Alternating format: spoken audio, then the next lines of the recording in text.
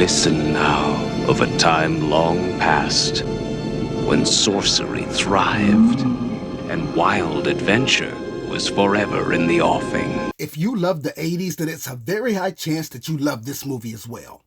Cromwell's power, Cromwell's bride, and Cromwell's flesh! Tell me why! Fam, I can't lie. Back then, as a youngin', I was all in for this movie, and for more reasons than one. Will there be boobies?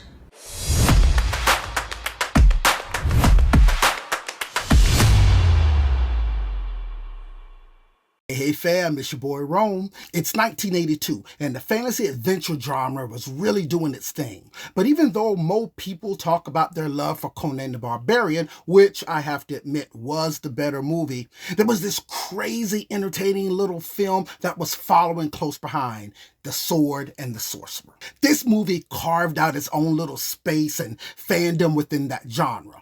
Now, if you haven't seen this movie, you are missing out on one of the most imaginative pieces of 80s film cinema that they could muster up. Whoa, easy there, half-pipe. We're talking about a movie that doesn't just give you a hero, it gives you a mercenary with a three-bladed sword that actually shoots the side blades off to stab motherfuckers. And that was some cool shit even for back then. What we have here is a fantasy 1982 retro throwback cross between Conan the Barbarian, Indiana Jones, and The Princess Bride. Hello! My name is Inigo Montoya. You killed my father.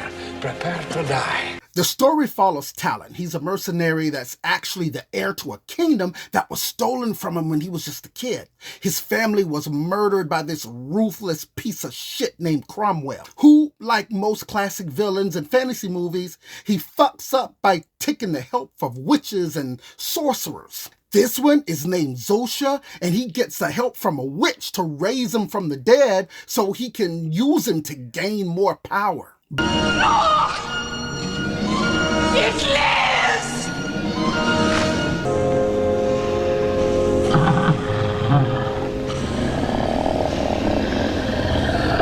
But years later, Talon is now a grown man, and he comes back with a triple-bladed sword of destruction to help a princess lead a rebellion, get his revenge, and maybe, who knows, save the world while he's at it. I don't know what you're talking about. I'm a member of the Imperial Senate on a diplomatic mission to Alderaan. Fam, this is a classic fantasy film, and even though it's independently low budget, it feels huge because it's packed with a lot of great practical effects, makeup, and stunt work. The makeup team did not play it safe. They went for a gritty, earthy look to make this supernatural elements feel more grounded.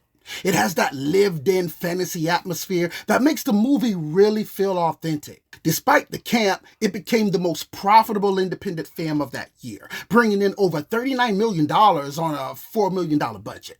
As fun as it is, it's not without its setbacks. First, we have to acknowledge that the movie was dedicated to stuntman Jack Tyree. He lost his life during that cliff jumping scene.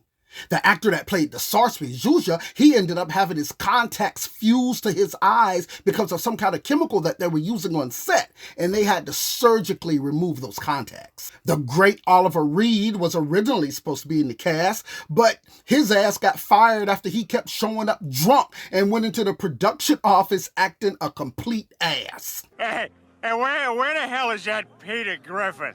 He said he'd give me $100 if I took off all my clothes off. Fam, the swordplay is fast, the action is constant, and while the writing might be a little thin, the charm and the fights and the chases, all of that choreography was absolutely entertaining.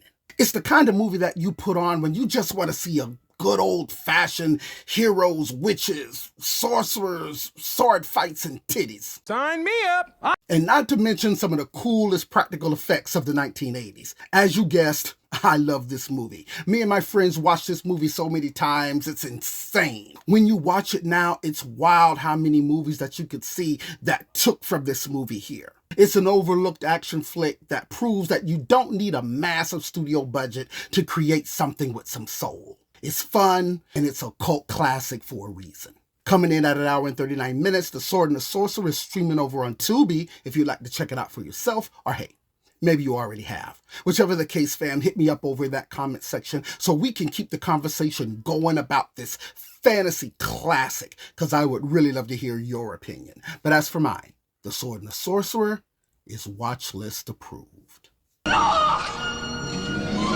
It's